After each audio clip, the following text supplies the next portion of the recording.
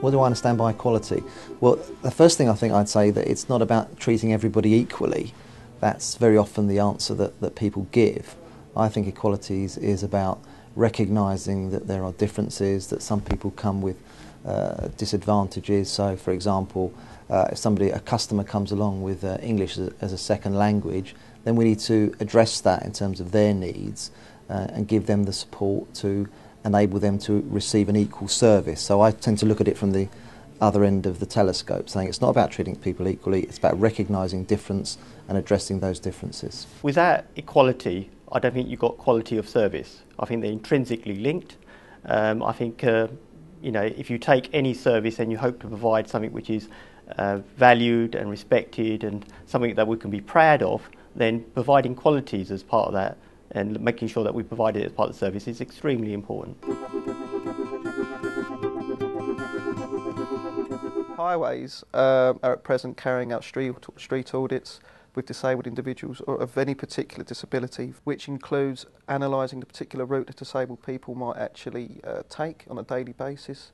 This may include dropping curbs, tactile paving, removal of redundant street furniture such as bins, bollards, posts, benches, guardrail, anything that may actually deter them from enjoying their rite of passage on the route they're taking. One of the major schemes we undertook here a couple of years ago was Milner Square. There's one particular corner was made it completely inaccessible for one of the residents who was in a wheelchair in that square.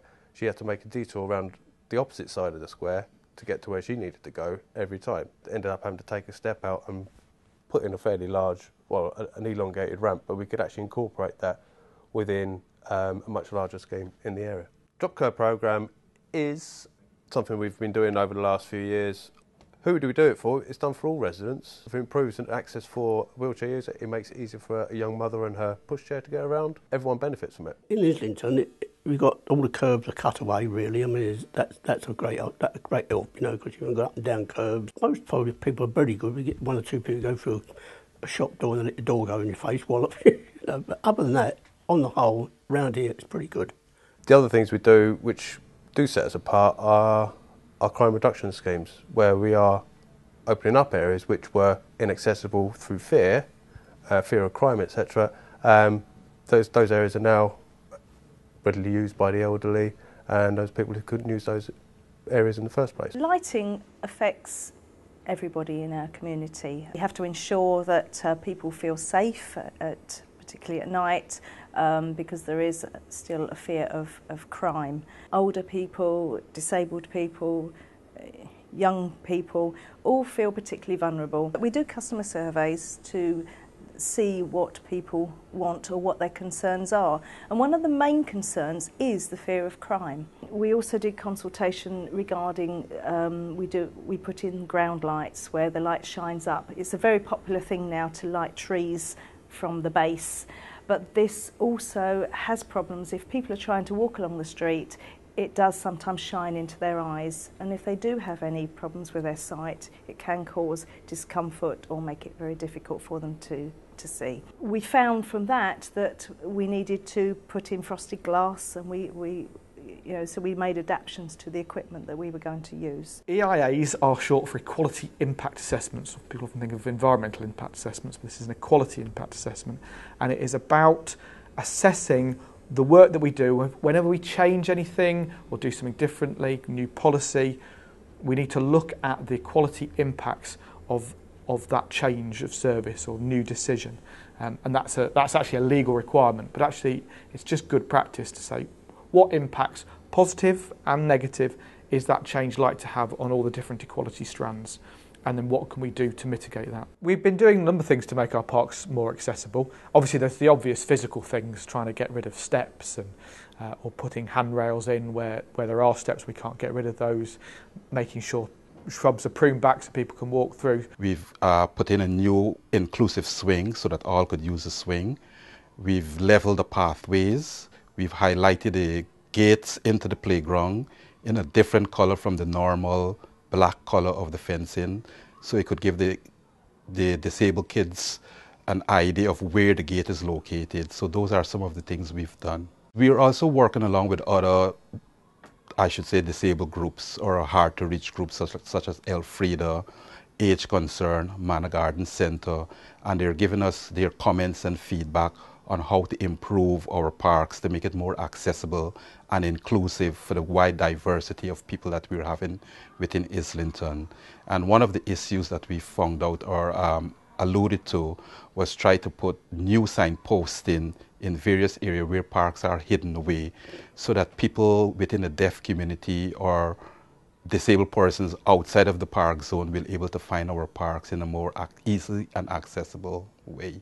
The kind of things we've been doing to promote equalities at work are we currently went on a training course with disability equality training with Disability Action in Islington, where we spoke about making our parks more accessible, making literature more understandable. For example, someone with a visual impairment making the font bigger, and we also found out about various different disability groups in the area that we could contact. I think the most important thing is just getting everybody involved, like making sure everyone has a chance to get there, get to the park and be involved in what we're doing. We've got a whole extra part of the community that are now engaging in our parks and open spaces that just never were before, and that's just brilliant. We speak to a lot of people from different backgrounds, to disabled people, to older people, younger people, and we try and learn from their experience in order to formulate the policy that will create an environment which is more accessible and more inclusive. We also produce guidance to assist developers to get it right. So there's particular standards that we set that they work to make sure that that policy is satisfied. And then we work with those individual developers to, when they've produced a design, we advise them on how it can be improved to obtain planning permission. We are the first people to have enforceable planning standards around inclusive landscapes, and we're now working in a more generic sense around the streetscape, and I feel that we are visibly and obviously moving towards a more integrated way of working. We don't have disability policies on one side and planning policies on another. They are one and the same thing. We had many blue badge bays in the Borough of Islington, quite a lot. They're generic blue badge bays, which means that anyone with a blue badge can park in those bays. But we came across a lot of problems where the applicants that had requested the bays weren't able to park in them because of other blue badge holders. We decided to apply to the Department of Transport for approval to put in dedicated bays, which meant that people could have their own personal dedicated bay. There's only been one spot, which is our bay, which has been great. Just drive in, lovely, you know, no problems. It's security. We know when we come home that we've got somewhere to park. We haven't got to go looking. And it's just given us that security, really. Public protection are ensuring that both residents and staff are receiving a good service and that people with special needs are addressed. The Disabled Facility Grants programme is a programme that deals with adaptations to people's homes, such as we do level access showers, stair lifts, ramps, so it enables them to move around within their homes and gives them a little bit of more independence. We cover all residents of the borough from all different backgrounds and ages. Recently we had a young child who required access from a bedroom which was on a different level to the rest of the house. Through the grant programme we were able to get our fantastic lift that is really a lovely design and really works really well. Also hoists in this room and upstairs in Archie's bedroom to lift him from his bed to his wheelchair and from his wheelchair to the lift. So it's fantastic. Archie's able to have everything he needs on the ground floor and the first floor. And so we're really well organised now for him to, you know, be able to eat, sleep, wash, play, and also be with his family. Islington Leisure Services would like to see increased participation in sport and physical activity across all the local community. Underrepresented groups form a major part of that, and that's one of our target areas to ensure that we get more people being active in this borough. Some examples of provision for underrepresented groups include women-only sessions at our leisure centres, disabled sessions specifically targeted at our leisure centres and in outreach facilities as well. Throughout the new building at Armangro Baths, we've provided a series of features that will help enhance disabled people use the facility. They range from visual signage, movable floors in the training pool, through to disabled pool hoists into the facility. So there's a series of improvements made to Armangro Baths to enhance disabled users. The Home Library Service is designed to visit people in their homes, people that have mobility difficulties, people through illnesses, accidents. We actually are there to break down any barriers, so we take the Home Library Service to them. They can expect exactly the same service as if they go into a library, so they can reserve items, and they can keep items as long as they choose. So really it's just to break down any barriers and to take the service to their home. 7 years I think it is that I've been with the library service, and they've been great to me. They've been great for me as well, and they provide things, something that, you know, a lot of people wouldn't be able to provide because of the friendliness that I get when they visit. We visit different minority groups. We like to call them community groups. We go to an Asian group, we go to a Turkish group, so we provide them with foreign materials.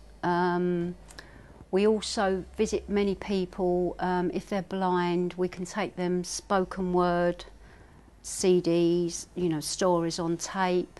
So I do feel that we can cover most areas for most groups of people. New Horizons is very simple in its concept really. It's about taking reading out from public libraries, which to some people looked on as formal locations, into very informal community centres based around Islington.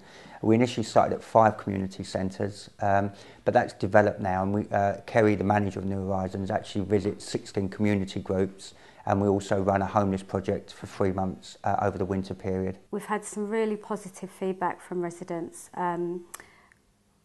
We've supported people on their courses, lots of childcare courses, plumbing courses, people that are doing ESOL courses. We support Somali Women's Group with all their literacy and maths books. We support teenagers who are currently out of work or they've been expelled from school and have low-level literacy. We actually support them with quick read books and books to help with their maths. I think that's what New Horizons is about. It really is about talking to people and taking their requests. The improvements put in place in libraries in Islington to help Islington residents have been ramps, automatic doors, lifts for the disabled. So this has all been improvements to break down any barriers to stop, to help people to get to the library. Accessible community transport provides home to school transport for children with special educational needs. The social services side of things provides transport for day centres, for people going into nursing homes, to hospitals, and for the younger generation to go to colleges in and around the borough. So we've got a full range of vehicles to really cater for any eventuality. In terms of sort of equalities and the caring side of what we do way above and beyond what a standard transport company would do. My drivers have fed back to me in the past. They've come home and somebody's house might not be as it should be, so they've waited for a social worker. They've called a social worker out to come and deal with it. If we don't have anybody answering when we call for them, then we take that quite seriously. So we'll make sure that somebody can gain entry to the property later. So we really go out of our way to make sure that all of the people on our transport are taken care of. This is collection service is something we provide our householders who are unable to bring refuse, recycling to the curbside for collection, and if they haven't got any family members, friends or neighbours who can help out, we would go and help them make the collection. There's 2 types of assisted collections that we offer in Islington. Residents who are unable to bring their general waste and recycling to the curbside, they should let us know and we would assess their requirements and make sure it's collected on a weekly basis. When it's bulky items, again, we would visit them. If there's no health and safety concerns, we will arrange for our contractors to collect the waste from within the property. Service is really, really good, and it's an excellent service, I think, and very well improved, much improved. And it's been very, very helpful to us. Well, the Energy Doctor has two sides to it. One is the Energy Doctor in the community, and that's been running since January last year, and that's an intensive outreach service where we go into the community, to community centres, shopping centres, even pubs and bookies, and actually give advice in the community. We can spend time talking to people about what they can do to save energy and reduce their energy bills. And Energy Doctor in the Home has been running since September last year, and that's actually a service where we can go out into people's homes, and that's run by Groundwork. And they can go into homes and give advice on saving energy, cutting fuel bills, how to use your heating, and actually fitting small measures such as draft proofing, reflective radiator panels, low energy light bulbs. One experience we had with the Energy Doctor in the community was going out to a deaf residents group at Disability Action in Islington, and we did need a BSL interpreter there, but we found afterwards that the positive feedback was the first time that anyone had ever come along to the deaf users group and spoke to them about energy. They feel a very ignored group when it comes to things like utilities, and we really appreciated that, and having Disability Action in Islington working with us was great.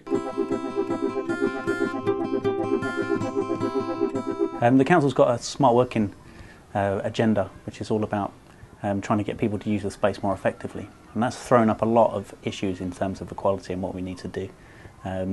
So things like desks at the right height, having chairs that are appropriate and adaptable for different people sitting on them, different types of spaces for the way we work, lockers and their appropriate heights, things like specialist equipment for deaf, so hearing loops, mini comms, flashing fire alarms dotted around the place, big screens for visually impaired people in meeting rooms so you can see. What we've done is built a flexible, adaptable workspace that caters for all of the needs of the organisation, and more importantly is usable for all staff, so it's inclusive in the way it operates.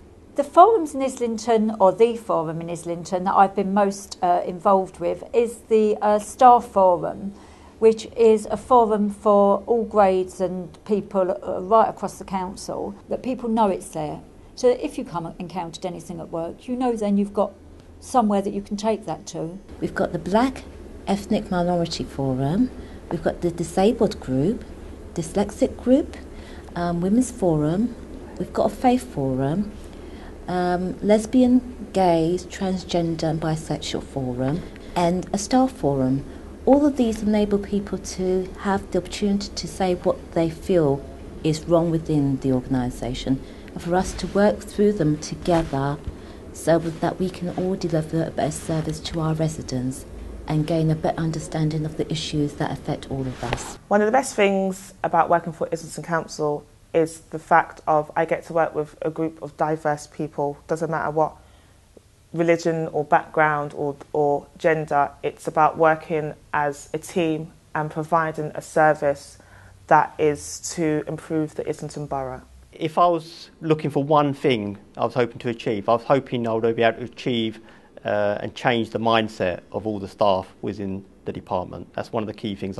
And as a result of that, what I'm hoping to that would be the outcome from that, there would be no one that would feel disadvantaged within the department. I'd like to think that the Equalities in ENR will develop with a wider engagement from more staff thinking about the issues. All too often it's been left with the people on the Equalities group or an Equalities officer, and it can't be like that. This is everybody's issue, and we've all got to address the problems as we see them.